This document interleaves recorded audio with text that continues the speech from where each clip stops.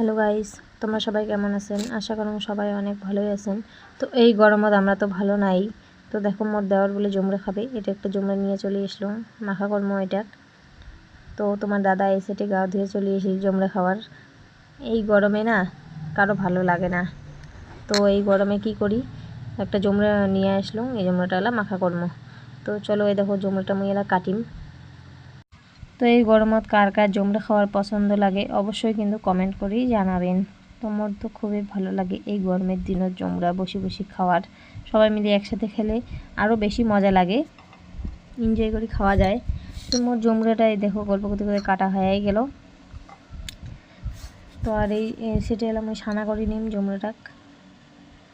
তো মোর দেওয়ার মাখা খাবে না, ও তো টিউশন চলে যাবে, তার জন্য এমনি দিয়ে দিলুম। বৌদি মোক এমনি দিয়ে মুই এমনি খাইম। তো মোর দেখো জমড়াটা মাখি নিম, দেখতে থাকো। তো দেখো মুই জমড়াটা এলা মাখি নিয়েছি, লবণ তেল মরিচ আর টেস্ট করিম জমড়াটা খাইয়া বেশ ভালোই লাগিল। তো মোর ছোট্ট মিনি ব্লগটা কেমন লাগিল অবশ্যই কমেন্ট করে জানাবেন। টাটা।